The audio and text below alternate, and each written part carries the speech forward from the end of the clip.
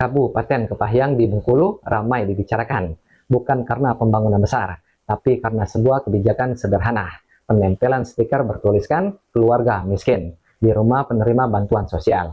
Langkah ini memancing banyak reaksi dan komentar di kalangan masyarakat.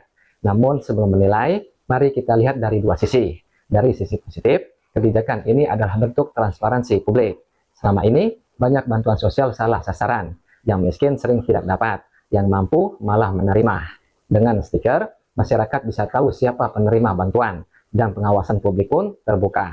Bahkan, beberapa keluarga yang merasa tidak layak akhirnya mundur sendiri. Dari sini, niatnya baik, mendorong kejujuran, menekan penyalahgunaan. Namun dari sisi etika dan psikologis, langkah ini juga beresiko melukai. Bagi keluarga miskin yang benar-benar membutuhkan, stiker itu bukan sekedar kertas di dinding, tapi label sosial yang menempel di hati. Setiap tamu yang lewat mengingatkan mereka akan kekurangan, rasa malu, rendah diri, bahkan terasing di lingkungannya sendiri. Transparansi tidak boleh mengorbankan martabat manusia. Tapi di sisi lain, kita juga perlu berhenti sejenak dan bertanya, apakah kemiskinan harus diumumkan di depan rumah? Apakah kejujuran harus dibayar dengan rasa malu? Kenapa hal seperti ini bisa terjadi? Siapa yang sebenarnya mendata penerima bansos? Bagaimana sistemnya berjalan?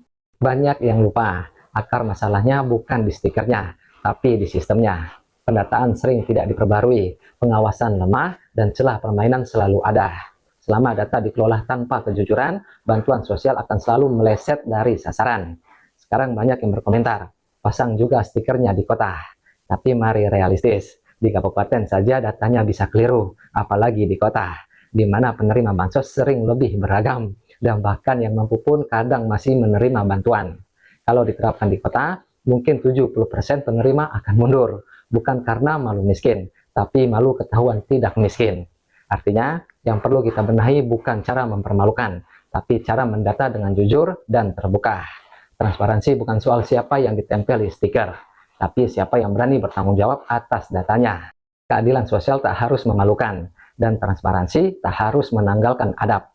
Karena yang miskin bukan mereka yang kekurangan harta, tapi mereka yang kehilangan empati. Saya Rio Kajut, dan ini Suara Raptesia, media Nurani Bengkulu, yang siap bangkit, yang tidak akan diam. Mari belajar memanusiakan manusia. Ingat, diskusikan apapun itu, tapi tetap pakai adab.